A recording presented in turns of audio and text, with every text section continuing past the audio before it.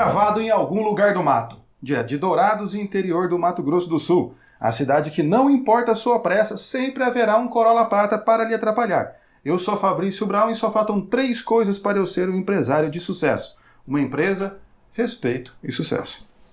Aqui é o professor Vinícius de Almeida e, como diria os Beatles, help. Eu sou o professor Fernando Machado, batei palma a todos os povos, aclamai a Deus com voz de triunfo.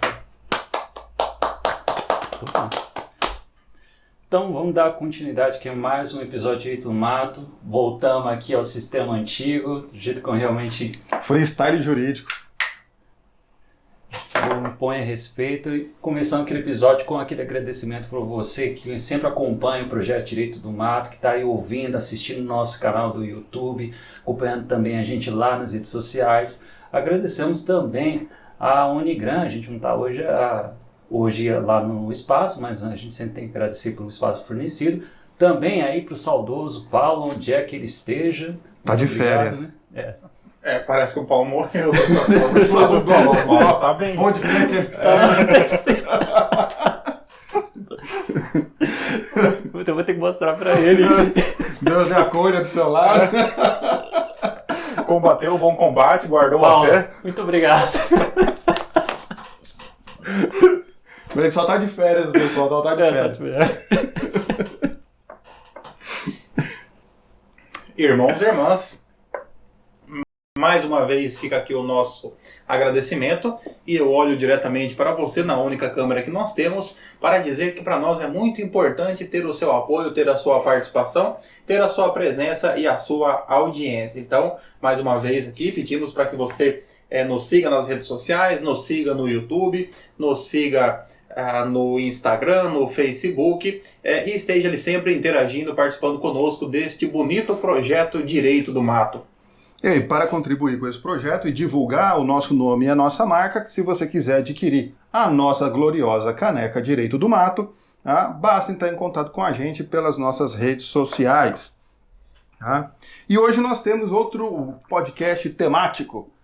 Vamos falar sobre carros, Relâmpago Marquinho, Velozes e Furiosos. Hoje é um episódio de família, né? Não sei se... você não assiste Velozes e Furiosos, pô?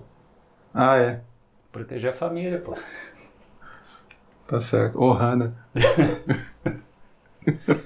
Eu fiquei... Você não assiste Velozes e Furiosos? Não. Não? Não. Eu também não, só que eu conheço esse cara. Eu assisto. Bom, mas hoje então é um episódio temático aí, uma homenagem ao novo filme do Velozes e Furiosos, um episódio dedicado aí aos veículos automotores. A gente selecionou aqui algumas notícias para a gente poder discutir sobre essa matéria. E olha só a primeira notícia. Antigo dono que não comunicou venda de veículo responde solidariamente por infrações. A primeira turma do Superior Tribunal de Justiça reafirmou a jurisprudência segundo a qual, sem comunicação de venda ao órgão de trânsito, o antigo proprietário responsável solidário por eventuais infrações de trânsito cometidas posteriormente. A antiga dona ajuizou ação para desconstituir as multas e a pontuação de sua carteira de habilitação imputadas depois de abril de 2009, quando o carro foi vendido. Em primeiro grau, o pedido foi julgado improcedente, mas o Tribunal de Justiça desconsiderou a responsabilidade da vendedora pelas infrações. Para o Detran, o artigo 134 do Código de Trânsito Brasileiro é claro ao estabelecer que o vendedor deve fazer a comunicação de venda para se eximir da responsabilidade por eventuais multas futuras. Segundo o relator do recurso, o ministro Benedito Gonçalves, a interpretação inicial dada pelo STJ ao artigo 134 afastava a responsabilidade do antigo dono pelas infrações administrativas cometidas após a alienação do veículo, desde que fosse comprovada a transferência da propriedade. O ministro mencionou a súmula 585 do STJ, segundo a qual a responsabilidade solidária do ex-proprietário, prevista no artigo 134 do CTB, não abrange o IPVA incidente sobre o veículo automotor no que se refere ao período posterior à sua alienação. O entendimento atual do STJ, assentado por meio de julgamentos da primeira sessão, reconhece a aplicação literal do artigo 134 do CTB ao ex-proprietário do veículo automotor que não fez a tempo e modo a comunicação da transferência ao órgão executivo de trânsito do Estado ou do Distrito Federal, afirmou. Beleza, então deixa eu ver se entendi aqui. Então ela vendeu o carro, ela tinha um carro, vendeu e aí recebeu multa por fato depois da venda. Quando você faz a alienação do veículo, então a pessoa que, né, no caso relatado, uma situação muito comum, a pessoa vai ali no cartório, reconhece firma, assina o recibo e entrega, então, a posse do veículo e entrega o recibo para o adquirente, né, para o novo proprietário. O novo proprietário ele deve, então, ir até o Detran e fazer a transferência, regularizar a transferência em seu nome. Só que, em muitas situações, e isso é muito comum, o novo proprietário não conclui o procedimento administrativo. E o veículo, então, mesmo com o recibo assinado, ele continua em nome do proprietário anterior. A pessoa só vai tomar conhecimento disso quando ela começa a receber ali algumas multas, infrações de um outro estado, de local que ela jamais esteve, mas ela começa a receber justamente por conta de que o veículo continua registrado junto ao Detran em seu nome. E aí como é que fica então o entendimento por parte do STJ nesse caso? O procedimento administrativo ele exige que a pessoa faça a comunicação da venda. Então a pessoa ela pode, junto ao Detran, ela informar a venda, então com a cópia do recibo assinado, ela informa a venda e informando então a venda ao Detran, o Detran ele cessa a responsabilidade da pessoa sobre aquele veículo. Então é como se ele desse baixa em nome daquela pessoa e aguardará então que o proprietário novo faça a regularização. Então esse procedimento é um procedimento que visa de proteção ao vendedor em relação ao registro do veículo. Então ela deveria ter comunicado a venda ao Detran, conforme define o artigo 134 do CTB, que ele diz que o antigo proprietário deverá encaminhar ao órgão executivo de trânsito do Estado ou Distrito Federal, no prazo de 60 dias, cópia autenticada do comprovante de transferência de propriedade, devidamente assinado e datado. E aqui o ponto em que se refere a essa interpretação literal, sob pena de ter que se responsabilizar solidariamente pelas penalidades impostas e suas reincidências até a data da comunicação. Então, o artigo 134, na interpretação literal, ele é muito claro que se a pessoa não informar, ela responde solidariamente. A finalidade aqui é que o poder público ele não tem como saber se que o carro foi vendido, transferiu a propriedade, se as partes não comunicarem. Então ele coloca de quem é a obrigação de comunicar a venda? Do vendedor. Simplesmente comunicar a venda. Dali em diante, a partir do recebimento da comunicação da venda, então as responsabilidades administrativas, multa de trânsito, licenciamento, isso fica por conta do novo proprietário. A transferência do nome e até a mudança do documento, né, do veículo só vai ocorrer quando o comprador levar o veículo para uma vistoria e aí proceder então à modificação definitiva. Mas com essa comunicação já cessa a responsabilidade. É que é do cancioneiro popular, né? As pessoas têm por costume acreditar que a responsabilidade é só do comprador nesse caso. Por conta de que o comprador está com o veículo, tem que levar lá para fazer a vistoria. E acabam achando que é o comprador que tem que fazer isso. Porém, há duas responsabilidades, do vendedor de comunicar que vendeu e do comprador de providenciar a mudança da titularidade. E aqui também há uma certa confusão no sentido das obrigações, da obrigação civil, que é a alienação do veículo, que é um contrato privado de compra e venda normal, no qual ali não se discute nesse caso aqui a propriedade do veículo, porque uma vez que é bem imóvel, com a tradição ali, a tradição ficta, né, entrega das chaves do veículo, né, e a posse do bem. Então, tradição simbólica. Tradição simbólica. Nesse caso, então, a relação privada ela foi constituída, perfeita, e não há discussão. Porém, existe também a obrigação administrativa, que é o procedimento de informação da venda. Então, a pessoa ela conclui a relação jurídica no âmbito do direito civil e ela não finaliza no âmbito do direito administrativo, que o artigo 134 deixa claro que você deve informar à venda. Até porque justamente o artigo 134 ele já estabelece esse procedimento como uma proteção ao vendedor, justamente da má-fé do comprador de não proceder o registro do veículo. E essa comunicação não tem custo. É uma mera comunicação. Você não tem que pagar taxa de registro, sei lá, seria taxa, né? Não tem nenhuma taxa a ser paga. Você só comunica ao Detran e pronto. A questão administrativa está resolvida e o vendedor está resguardado. Qualquer multa, tudo vai chegar agora para o endereço do novo proprietário. E um procedimento que, creio eu, deve ser feito hoje pela internet, né? Pela internet eu não tenho certeza, mas acho que pode ser. Mas por correio já era possível. Tem o endereço do Detran, você pode encaminhar com aviso de recebimento. Como é a cópia autenticada, eles fazem essa modificação.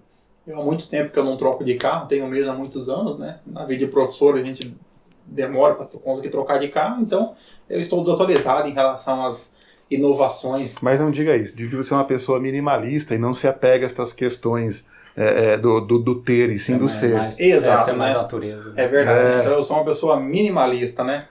Objetiva no patrimônio, né?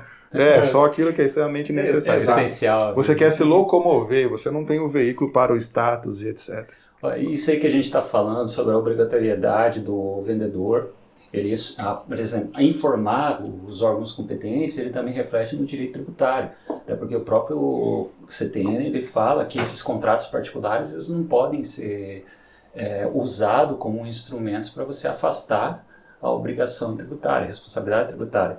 Tanto é que na própria notícia fala, os ministros eles reconhecem a superação da súmula 585 do STJ, que falava, vendeu, a partir do próximo ano IPVA a conta do novo. Só que não tinha comunicação, não tem como saber. E até porque o IPVA ele foca mais no proprietário. Se está lá constando ainda um antigo dono, ele acaba respondendo. Só que daí uma pergunta que pode surgir é o seguinte, vamos imaginar que ela teve que pagar, então, licenciamento, multa e tal. Teria direito de regresso? Claro. Sim. Pela natureza contratual do negócio entre eles, né? Todos os ônus que vieram posterior ao negócio celebrado são de responsabilidade do comprador. Mesmo o vendedor não comunicando a venda, o comprador no final vai ter que pagar. Paga o Detran, entra com uma ação de cobrança para receber aquilo que teve que pagar. E a lei o Poder Judiciário vai lhe garantir que seja ressarcido. Se vai receber ou não, aí depende mais do devedor. Ainda bem que a pergunta do professor Vinícius foi uma pergunta fácil, né? Que quando começou a apertar, eu falei, vai que é uma pergunta difícil, eu não sei responder, né? Mas essa é tranquila. Aí hipótese de incidência, não sei o que, não sei da onde. Aí... exatamente, eu já comecei a ficar um pouco assustado. Ele foi pro tributário, foi entrando lá dentro e voltou. Aqui, inclusive, né, a situação é muito comum que quando o veículo é comprado ali, por exemplo, é adquirido junto a uma garagem, é feito ali um pequeno contrato de compra e venda, e nesse contrato tem a cláusula de que eventuais débitos conhecidos após o contrato, mas que tenham como fato gerador uma ocorrência anterior, eles são de responsabilidade do vendedor. Por exemplo, em relação às multas, multas que são estaduais, elas são comunicadas pelos Detrans, mas elas demoram aí um tempo razoável para aparecer. Muitas vezes, quando você faz a venda do veículo, não consta ali aquela infração. 2, 3 meses, 4 meses depois, então, de transferido o veículo, vem aquela multa de um outro estado ali, que já foi por um fato que ocorreu lá quase um ano atrás, né? Então, justamente é proteger uma situação como essa, em que há ali um débito que não era conhecido na data da celebração do contrato e, portanto, não tem como ser responsabilizado o adquirente, né? É isso aí. Agora você já sabe, ao trocar de veículo, ao comprar um carro ou vender, de quem é a responsabilidade. E é interessante também que seja feito isso no prazo regulamentar aqui de 60 dias, que a finalidade é evitar a multa também. No período, quando você vai fazer a transferência do veículo, daí já são 30 dias após o negócio, se você não faz, você paga uma multa por não ter feito dentro do prazo. Porque se não der prazo, não tiver uma multa, ninguém faz dentro do prazo mesmo. A finalidade da multa é que cumpram o prazo. Incentivar, né? A pessoa fazer. Que silêncio constrangedor, né? Viu só? Então vamos lá, com 3 dias de uso, Carro elétrico de 650 mil pega fogo com o motorista dentro. 3 dias após ser entregue, um carro elétrico da Tesla, o modelo S-Plaid 2021, comprado por cerca de 650 mil reais, pegou fogo com o dono dentro. O motorista conseguiu escapar da chama sem ferimentos graves. Inicialmente, o motorista, que disse ser um executivo, não conseguiu... Essa informação é relevante, né? Não conseguiu escapar do carro em chamas porque o sistema eletrônico da porta falhou. Então ele teve que usar a força para empurrá-lo, né? Ainda bem que nesse caso ele... Apertou o botão, não abriu, tá ele ainda bem que ele talvez ali fizesse um crossfit, né? E tivesse ali força física para empurrar. Quem já teve um no prata nunca passaria por isso. É verdade. O dono do veículo, que mora em Haverford, Pensilvânia, Estados Unidos, e não foi identificado, percebeu que algo estava errado depois de ver a fumaça saindo de trás do carro. Segundo o depoimento dele. Ele é bastante perspicaz, né? É um bom sinal que está errado. De acordo com a agência Reuters, o veículo então avançou alguns metros antes de entrar em erupção como uma bola de fogo em uma área residencial perto da casa do motorista. O advogado do motorista, Mark Geragos, disse a Reuters: "Foi uma experiência angustiante e assustadora. Este é um modelo totalmente novo. Estamos fazendo uma investigação. A Administração Nacional de Segurança de Trânsito, NHTSA, na sigla em inglês, diz que está em contato com as agências relevantes e o fabricante pode reunir informações sobre o incidente." Olha só. Cara, imagina um cara paga 650 mil para pegar fogo igual Brasília pegava na parte de trás. 3 dias de uso. O meu Uno, eu tinha um Uno 91, modelo 89. Ele... Bateu certinho a conta. Esse meu Uno, o saudoso, né? Esse assim, saudoso, né? Bala de prata. Ele nunca pegou fogo, felizmente, né? Mas ele, eventualmente, era necessário usar a força para sair de dentro do veículo, né? Porque a porta, ela travava, né? Você até puxava o pininho, mas a porta não abria, né? Então era necessário ter ali uma certa força física para sair do veículo. Eventualmente para entrar também. Era vidro elétrico também? Não, era analógico. Analógico, não era digital. Mas isso acontece. Mas ele tinha aquele sistema que os carros têm hoje, que quando você para no semáforo, o carro desliga. Ele tinha esse sistema. Afogava. Chamava afogar. Ele tinha esse sistema. Eu tinha um cicatriz, né, famoso Escort, que ele, quando chovia, molhava a distribuição, entrava água por baixo, e aí eu ficava sempre na chuva a pé. Era muito bom. O carro não funcionava na chuva. A situação em tela, ela se encaixa naquilo Tesla. que eu... em Tesla. Foi muito bom, hein? Foi muito bom. Nesse caso aqui, nós temos uma situação que o CDC ele trata, que é o chamado fato do produto ou do serviço. O fato do produto ou do serviço, ele é aquele acontecimento, aquela ocorrência decorrente de um defeito do produto ou do serviço, mas que ele atinge a incolumidade econômica do consumidor, causando aí danos, podendo causar ainda danos físicos ou psíquicos. O chamado fato do produto, ele se diferencia do chamado vício do produto ou do serviço. O vício do produto ou do serviço é o mero defeito que ele atinge o produto ou o serviço, mas que ele não extrapola a esfera daquele bem.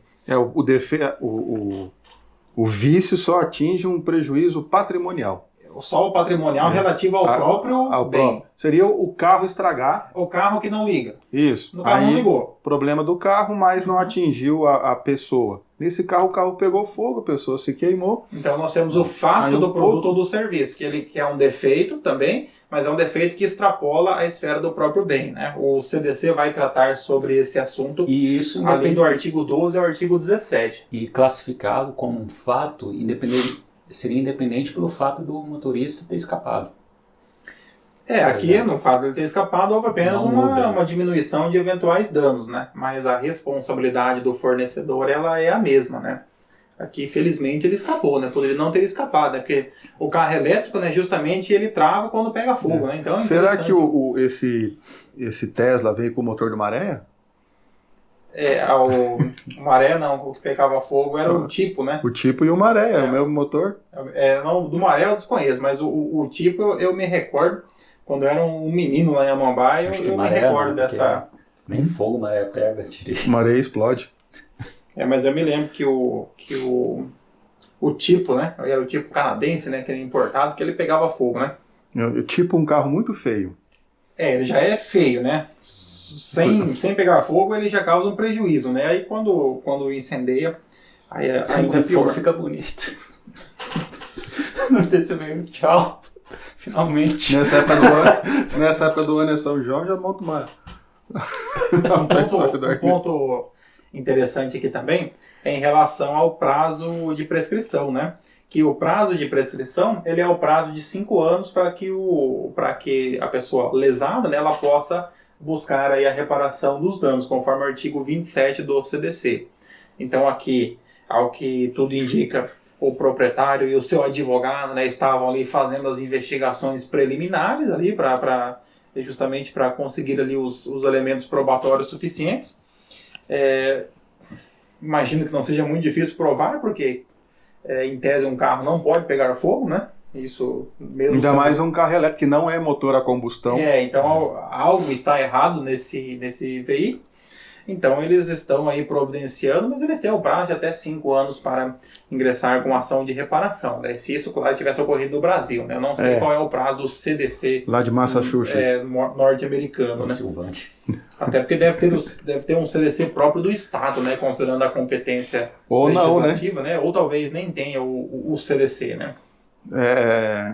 Mas o interessante é que em Terra Brasilis, né? Qualquer veículo, produto, né, que apresente o defeito, a partir do momento que ele apresentou o defeito, começa a contar o prazo prescricional de 5 anos. Então é um prazo bastante elástico, né, para que o consumidor busque o poder judiciário para isso. Por isso que às vezes compensa, antes de buscar o poder judiciário, buscar uma via consensual, como o PROCON, por exemplo. Você vai até o PROCON buscar uma solução sem precisar do judiciário, porque você tem 5 anos para tentar o judiciário.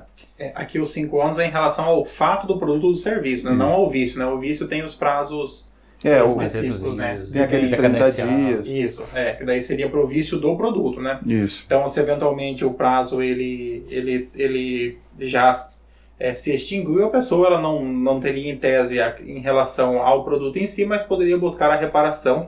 Aqui, como houve aqui, o carro pegou fogo, imagino que o carro não tenha mais reparo, o proprietário tem que ser indenizado pelo valor que foi pago, né? E aqui, desgraça à parte, o cara também teve um pouco de sorte, porque aqui a gente vê uma diferença da justiça norte-americana com a justiça brasileira, principalmente quando envolve relações de consumo, porque a gente aprende sempre na faculdade de Direito sobre a indústria do dano, o dano moral, etc. e tal. E a gente sempre vê no direito norte-americano aquelas indenizações milionárias. Você já houve casos, por exemplo, na justiça norte-americana, onde o cara comprou um carro com problema no freio, ele foi comunicado que houve problema no freio, dirigiu o carro e mesmo assim ele ganhou uma indenização gigantesca. Então esse cara aqui, que pegou um veículo caro, o executivo, 650 mil, queimou, o cara com certeza vai abraçar uma senhora indenização. Só que daí se a gente trazer para terras tupiniquins, aqui o negócio já é um pouquinho diferente. Porque se eu me lembro, o CDC ele vai falar que quando há o fato, o consumidor ele tem uma opção, né? Ele tem uma opção, por exemplo, de adquirir um novo produto. Do vício, né? Do vício? Do vício. O vício quando apresenta algum defeito, mas que não extrapola, não chega a incolumidade física ou psíquica do consumidor. O reparo, a substituição, a devolução. São as opções, né? A primeira é o reparo, né? Você leva lá, a empresa ela tem a obrigação dela primeiro é reparar em 30 dias. Se não for possível reparar em 30 dias, daí o consumidor tem a opção de desfazer o negócio e ser reembolsado no dinheiro, aceitar outro igual ou um produto equivalente. A ideia do voltar ao status quo, preservar o status que se Mas encontra. primeiro a empresa tenta consertar. Contra o dano moral, diria o STJ que foi um mero de sabor, né? Foi um mero de sabor o fato de ele ter ficado preso no carro pegando fogo, né? Se dependesse do STJ, mas aí nesse caso, como é um Tesla, né? Tem pouquíssimos no Brasil e às vezes alguns pertencem aos ministros, né? Então eles vão ficar preocupados, né? Nesse sentido. Então por isso que eu não tenho um Tesla. Por isso e porque me faltam outros 649 mil. Eu estava pensando em adquirir também, mas com essa notícia eu fiquei um pouco receoso, né? Ficar com o carro 2011 ainda. Exato. Eu também acho melhor. E agora? Acho que é você, né? Né? Agora é freestyle jurídico, né? Agora é você. Justiça condena a dona de gatos a pagar conserto do veículo arranhado.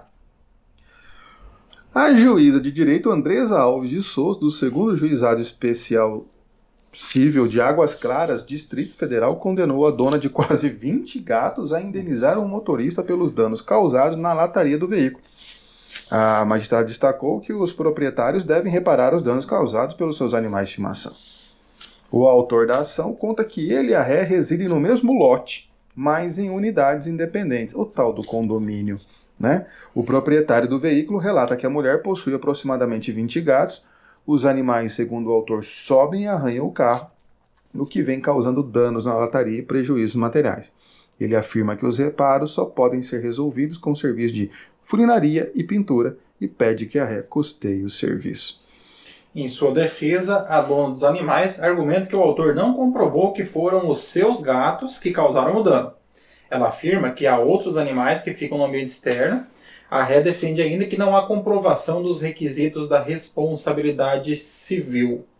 Ao julgar, a magistrada observou que as provas juntadas aos autos, como fotos e o registro de ocorrência, mostram que os arranhões do veículo do autor foram causados pelos gatos da ré. De acordo com a juíza no caso, a proprietária dos animais deve reparar os danos, os prejuízos causados. O artigo 936 do Código Civil estabelece que o dono ou detentor do animal ressarcirá o dano por este causado, se não provar culpa da vítima ou força maior, motivo pelo qual a requerida deverá reparar os danos causados no veículo do requerente. Fecha as aspas. Dessa forma, a ré foi condenada a pagar ao autor a quantia de R$ 8.000 a título de reparação por danos materiais. O valor corresponde ao menor orçamento apresentado pelo autor para o conserto do veículo. Caraca, R$ 8.000. Os gatos devem ter arranhado até a parte de baixo, cara. Porque são 20 gatos, dependendo, os arranhões foram por todo o veículo. Aí teve que pintar o veículo inteiro. O mais engraçado é falar assim, tem 20 gatos, mas não provou que foram os meus 20 gatos. Gatos. Pode ser qualquer um dos 20. A gente é vizinho, mas parece um arranhão de gato, mas não é nenhum dos 20 aí. É que o Código Civil deixa bem claro, é uma responsabilidade objetiva, que o detentor, o proprietário dos animais, respondem pelos danos causados por esses animais.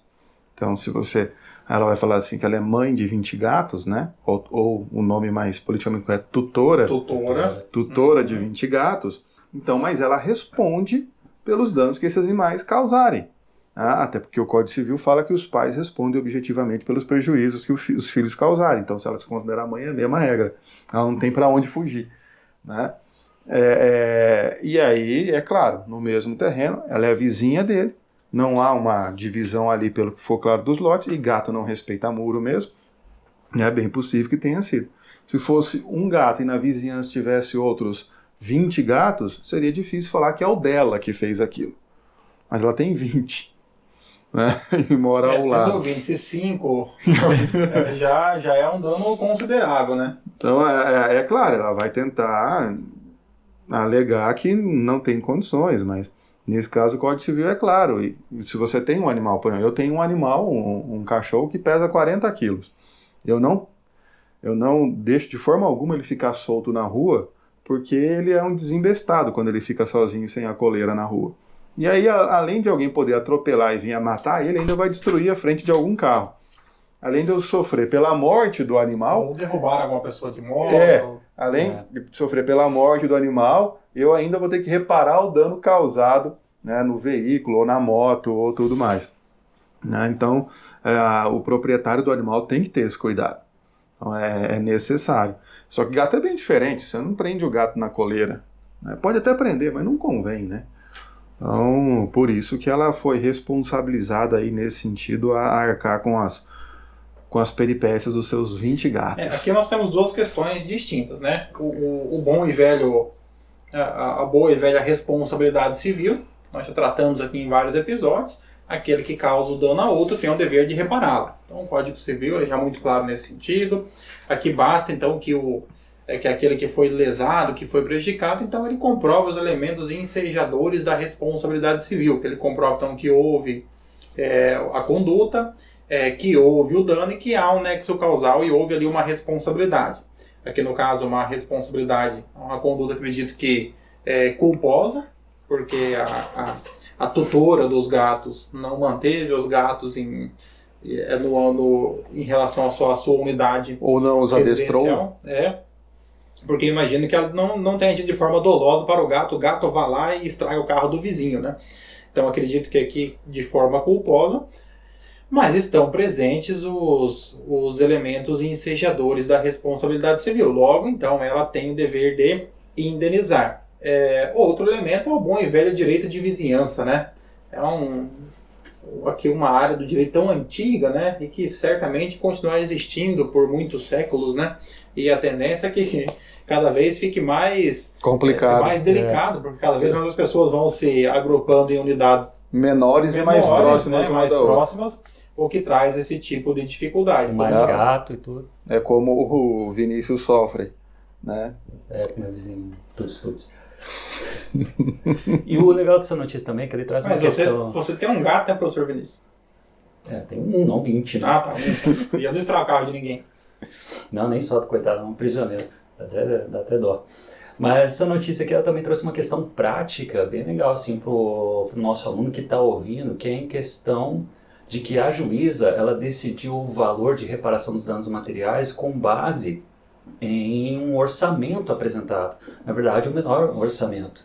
E isso é uma prática que se tem dentro dos juizados. Justamente você apresentar uma série de orçamentos justamente para o magistrado poder observar com base na proporcionalidade. Até porque o procedimento do juizado, procedimento aqui sumaríssimo, ele não permitiria, por exemplo, a produção de outras provas como prova pericial.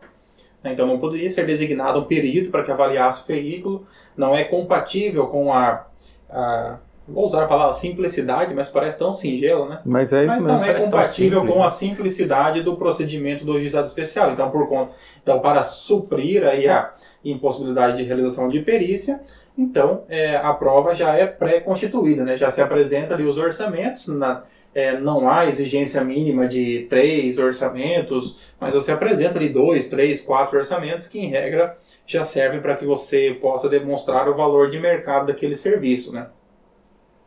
Uma vez que, por exemplo, a pessoa poderia trazer um orçamento forjado e tentar aqui, de forma indevida, locupletar-se, né? E a outra parte pode, da mesma sorte, buscar outros orçamentos e mostrar que aquele orçamento está fora da realidade, né? Porque em outros locais é possível fazer o mesmo serviço por muito menos. Então... exatamente, dá pra falar isso, que a própria ré pode tomar essa postura, chegar a apresentar. Porque ela pega o modelo do carro, o que ele está falando que tem que pintar nos outros orçamentos e procura outros locais para saber se o preço confere ou não. Se ela achar preço mais barato, ela pode oferecer o pago, mas desde que você faça nesse local. E tem aquela jogada da proporcionalidade por parte do magistrado, né? Se vê, por exemplo, conserto é 8 mil, ela chega com um orçamento de R$800, fala, opa, peraí. Mas daí é aquele primo que recém fez o curso no Senai, né, e quer testar no carro na família. Professor Vinícius, uma pergunta.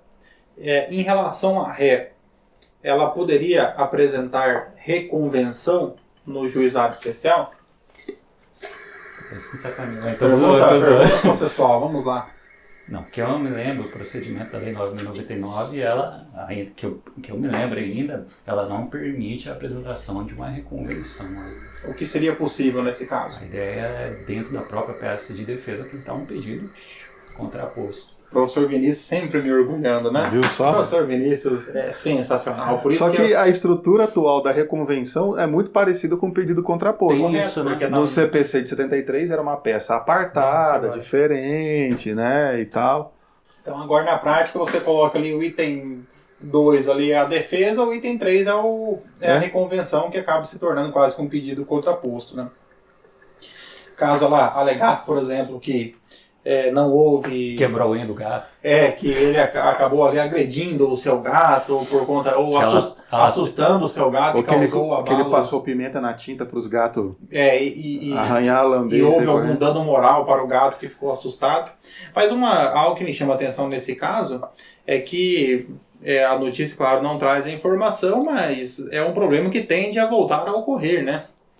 Porque se eles residem no mesmo lote e se não há ali a divisão, então eu acredito que daqui a 6 meses talvez o autor ingresse com a mesma demanda, né? Cara, na verdade, essa dona se ferrou, porque se ela sumir com os gatos, aí vai ter problema em outra área do direito, né?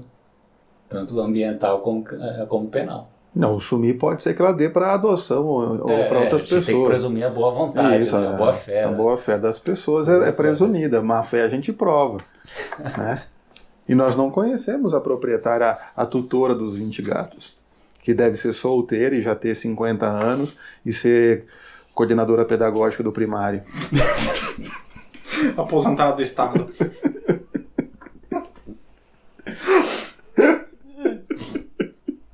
Seria importante cortar essa parte. Bom, vamos para a próxima notícia, né?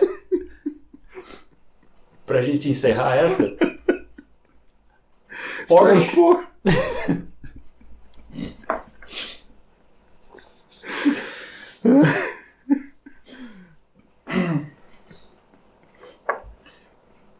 Vai, professor Vinícius. Como é que fala isso aqui? Porsche Taycan passa por recall. Um dos elétricos, elétrico de novo, hein? Um dos elétricos mais famosos do mundo, que eu não conhecia, o Porsche Taycan, precisará passar por um recall. A fabricante anunciou em comunicado à imprensa que o esportivo elétrico necessitará de uma atualização no software. São 43 mil unidades de Taycan e Taycan Cross nos modelos 2020 e 2021 envolvidas no recall. A Porsche afirma que a atualização leva cerca de 1 hora para a conclusão do serviço. Nossa. Veja a nota completa da Porsche. É importante porque eu não recebi essa nota. Eu também não. A Porsche está revisando e atualizando o software para a eletrônica de potência e a unidade de controle do motor em aproximadamente 43 mil unidades de veículos Taycan e Taycan Cross Turismo dos anos modelo 2020 2021. No caso dos veículos afetados, existe a possibilidade de que, em certos casos, uma paralisação do trem de força, resultando em perda de poder de motivação, precisaria de um coach, possa ser acionado de forma incorreta e esporadicamente. Uma atualização do software será instalada na oficina. A questão já foi resolvida na série em curso. Os proprietários dos veículos afetados podem continuar a usá-los e serão contatados diretamente pelo seu parceiro responsável da Porsche. Uma consulta de oficina, que será gratuita, deve ocorrer o mais rápido possível e a atualização do software levará cerca de 1 hora. Aqui é interessante ver a história desse tal de recall, que é chamar novamente, o fabricante chama de novo os veículos para serem, que identifica algum defeito de fabricação para que seja consertado. Na década de 70, a Ford nos Estados Unidos lançou um veículo chamado Ford Pinto, que Pinto nos Estados Unidos não tem a mesma conotação que no Brasil, por isso ninguém achou engraçado lá.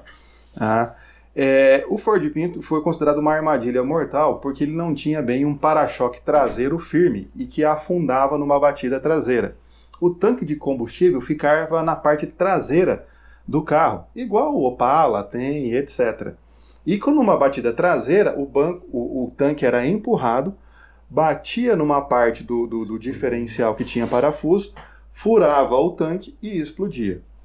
Nesse detalhe, dependendo da batida, as portas também não tinham uma estrutura muito forte, elas amassavam e travavam as pessoas dentro do carro. Tanto que ele ganhou um apelido de, Como é que é o nome do apelido? O churrasco para 4 pessoas. Foi apelidado nos Estados Unidos. E começou a surgir vários desses acidentes. Alguns fatais, outros não fatais, outros só com queimaduras, mas vários acidentes toda vez que envolvia uma batida na traseira do veículo.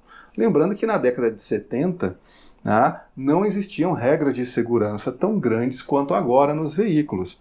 Então, a questão do uso obrigatório do cinto de segurança, airbag, proteção, testes de impacto, né? Veio tudo depois, e a partir de questões como essa. Por que que isso ficou tão famoso? Porque a Ford fez uma conta, a seguinte conta, para saber se ela faria um recall, não era obrigatório, se ela faria um recall, se chamasse todos os carros para fazer um conserto, ou se valeria a pena ou não fazer isso. Isso ficou considerado como o memorando Pinto, ou Pinto Memo, né? Que circulou dentro da Ford nos Estados Unidos. O pessoal do cálculo atuarial, da contabilidade, fez um cálculo lá por custo de unidade, de conserto e etc. Vendas de unidades, quantas pessoas, quantos veículos queimados, quantas pessoas se queimavam, das que se queimavam, quantas morriam, das que morriam, quantos entravam com a ação. Não é? E qual o custo de consertar todos os carros. Foi chegada à conclusão que se eles consertassem todos os carros, iriam gastar 121 milhões de dólares. Ao passo de que se eles não fizessem nada e pagassem as indenizações, gastariam 50 milhões de dólares. Qual o problema desse memorando? Quem assinou escreveu lá assim, it's cheaper let them burn. É mais barato deixá-los queimar. E isso vazou de dentro da Ford. Isso criou uma cultura lá de aí, dessa postura do fabricante, né, ele foi obrigado então a indenizar a Ford, a indenizar as pessoas que, além de reparar os veículos, a indenizar as pessoas em valor considerável. Depois foi reparado, foi tirado esse defeito e tem carros em circulação até hoje, que a sua fabricação parou em 1980. Um substituto dele que veio para o Brasil é o Escort. A gente conhece como Escort. E a partir desse caso, então, alguma cultura no mundo inteiro mudou, inclusive com a obrigatoriedade do chamado recall. A Ford, ela tem um histórico grande de problemas, né? Que o da Explorer também, ali nos anos 90, né? Também explodia. Capotava e explodia. Né? Uma jurimetria ao contrário, né? O cara olha lá, faz uma conta, etc., deixa entrar com a ação, deixa o povo queimar, e é mais barato do que você reparar todos os veículos. Então, é um carro cheio de defeito, né? E é um carro feio pra caramba, quem quiser depois procura na internet. Tudo bem que na década de 70 a maioria dos carros eram muito feios, 70 e 80, né? Era tudo muito feio mesmo, um que outro salva, mas que são mais ou menos os carros que circulam no Paraguai hoje, né? Porque os modelos dos carros que são vendidos novos no Paraguai são feios, né? São os projetos dos carros dos anos 80 e 90, né? Então aí surgiu, não o recall, já é claro, é uma questão que já existia, mas no Brasil é obrigatório, influenciado por essas práticas. O Brasil, de certa forma, nós temos que fazer o registro de que, em termos de legislação do consumidor, o Brasil ele possui as legislações mais avançadas do mundo. Então, o nosso microsistema processual de proteção ao consumidor, ele teve avanços consideráveis a partir do CDC, e ele faz com que os fornecedores no Brasil eles cumpram uma série de regras e, na medida do possível, ofertem produtos com segurança para o consumidor brasileiro. Então, tanto que campanhas como essa são muito frequentes, você vê ali na televisão, na TV aberta, a empresa tendo a preocupação de fazer de convocar os seus proprietários para que eles possam comparecer e fazer o reparo. Colocam, né? Toyota Corolla, não sei o que, chassi número, até o número. Aí, eu tenho um Toyota Corolla esse ano, eu vou lá de qualquer jeito. Passar por lá e ver se é o seu, né? Que não deu tempo de anotar o número do chassi. Aqui um ponto interessante é que nós tivemos uma alteração no artigo 131 do CTB, alteração recente do ano passado, e que ela vai falar justamente sobre essa campanha. E ele diz assim, o parágrafo 4º do artigo 131.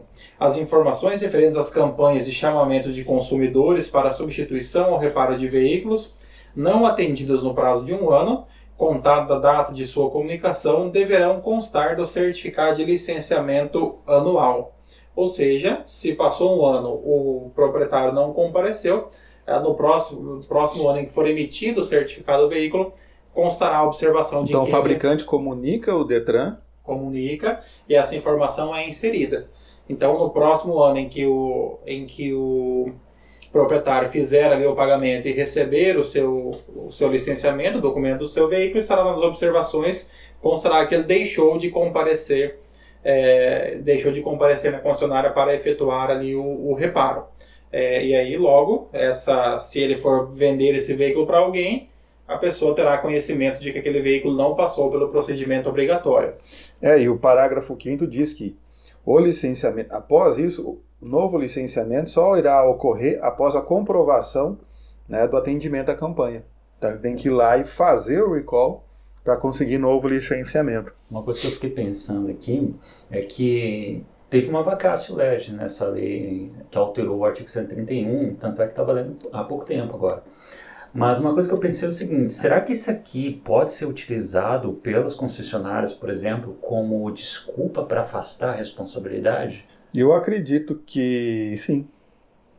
Né? Se ele comunicou, porque a própria lei fala. No certificado consta lá, ele foi lá, ele sabe que não tem, que ele tem que passar lá. E o recall é gratuito, isso que é importante falar também. O proprietário que comprou, ele não vai gastar nada, vai levar... E massivamente divulgado. Isso, ele vai levar na concessionária e aqui ele foi pessoalmente notificado, que ele foi tentar fazer o licenciamento e consta lá. Então sabe que ele está ciente disso. Então é gratuito, ele não faz, por mais que o fabricante tenha culpa, mas há uma redução na sua culpa dada a negligência do consumidor. Por exemplo, em uma das revisões que eu fiz no meu veículo, foi identificado que era necessário a troca de um sensor do airbag. Contudo, aquele sensor demoraria, por exemplo, uns 90 dias após o pedido para que ele estivesse apto para ser trocado. Então, o que fez o fabricante?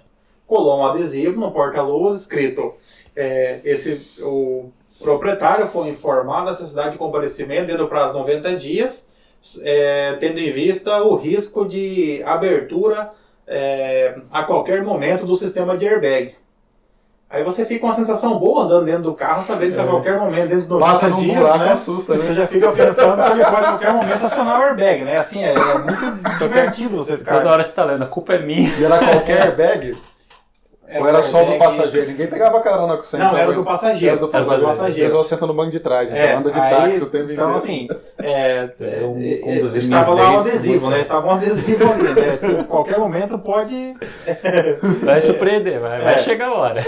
Então, ainda bem, passaram os 90 dias, mas antes disso, eles me ligaram dizendo que já estava uns 30 e poucos dias, já me avisaram, eu pude comparecer. Eles já pedem 90 para ninguém reclamar do prazo de entrega. Exato, né? E assim, daí você fica com mais medo, quando eles ligam você vai na hora, né? Isso aconteceu com todos os sites de entrega no Brasil, não sei o quê, quando começaram a ter que indenizar pelo atraso na entrega.